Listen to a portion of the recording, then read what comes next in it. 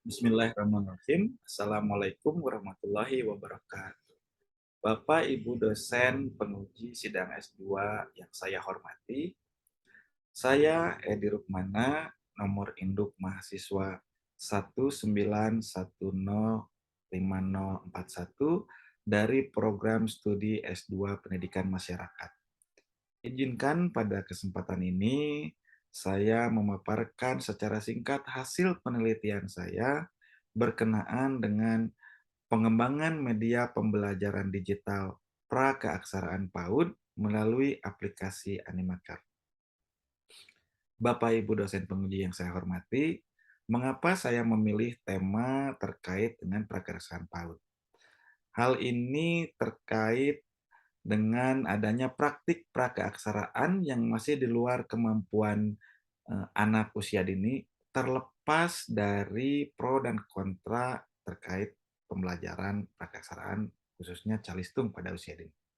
Oleh karena itu, dirasa perlu suatu media pembelajaran yang bisa menjembatani dan menjadi stimulus bagi anak usia dini untuk mengenal lebih jauh tentang keaksaraan.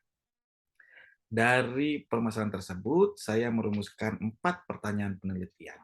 Yang pertama terkait kondisi objektif penggunaan media prakeaksaraan PAUD.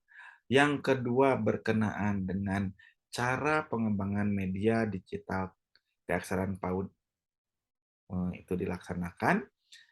Sementara pertanyaan penelitian yang ketiga berkenaan dengan hambatan-hambatan yang ditemukan saat pengembangan media digital itu dilaksanakan, serta pertanyaan yang keempat berkenaan dengan dampak implementasi pengembangan media digital terhadap peningkatan kompetensi dan keterampilan guru dalam menstimulasi prakeaksaraan pada anak. Bapak dan Ibu, dalam melakukan penelitian ini, saya menerapkan metode research and development dengan menggunakan model EDDI dari Dick and Carey. Yang pada dasarnya eh, penelitian ini dilaksanakan dalam 5 langkah yang meliputi tahap analyze, tahap design, tahap development, tahap implementation, dan tahap evaluation. Dalam tahap analyze, saya menganalisis dan meninjau ke kondisi real media pembelajaran PAUD saat ini. Dalam tahap desain dilakukan rancang bangun produk yang akan dikembangkan, sementara dalam tahap develop dilakukan pengembangan konten produk animasi yang kemudian divalidasi oleh tim ahli. Untuk selanjutnya diterapkan dalam tahap implementasi melalui uji coba terbatas dan uji coba skala luas, yang pada akhirnya diakhiri dengan evaluasi melalui pengukuran tingkat efektivitas melalui uji statistik dan angket wawancara.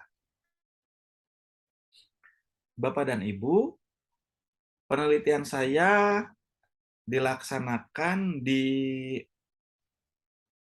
TK PAUD Plus Al-Karomah, Kecamatan Cimahi Selatan, Kota Cimahi, yang melibatkan 1 kepala sekolah, 4 orang guru, 1 operator, dan 10 siswa PAUD. Dari langkah dan penelitian yang saya lakukan diperoleh hal-hal sebagai berikut. Yang pertama, di tahap studi pendahuluan, eh, diperoleh kondisi real penggunaan media pembelajaran di keaksaraan di PAUD. Di tahap desain dilakukan rancang bangun melalui aplikasi Animaker yang telah dipilih. Kemudian di tahap develop dikembangkan konten serta dilakukan uji validasi oleh ahli. Kemudian setelah divalidasi dilakukan uji coba terbatas yang melibatkan subjek di lokasi. Untuk selanjutnya dilakukan perbaikan sesuai dengan temuan di uji coba terbatas. Kemudian dilakukan uji coba lebih luas yang selain melibatkan responden awal ditambah dengan 10 orang peserta didik. dan diakhiri dengan evaluasi menggunakan uji statistik serta wawancara kepada siswa yang menjadi responden untuk eh, menyempurnakan media yang sudah dikembangkan.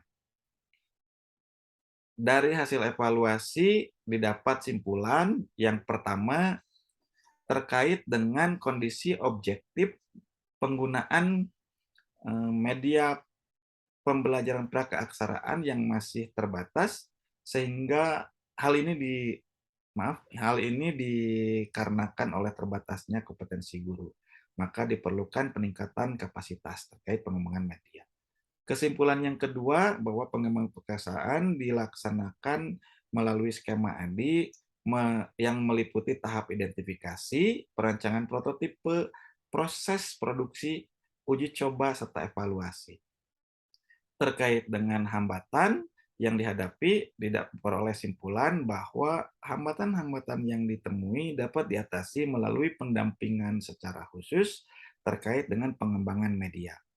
Dan kesimpulan yang nomor terakhir terkait dengan dampak media pembelajaran dirasa meningkatkan kompetensi guru yang pada gilirannya berdampak kepada meningkatnya motivasi serta antusiasme siswa PAUD dalam belajar.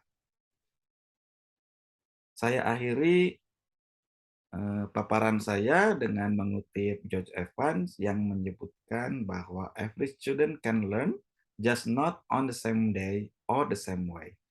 Yang bisa dimaknai bahwa untuk belajar secara maksimal, guru harus menerapkan metode yang berbeda kepada setiap siswa sesuai dengan karakteristiknya.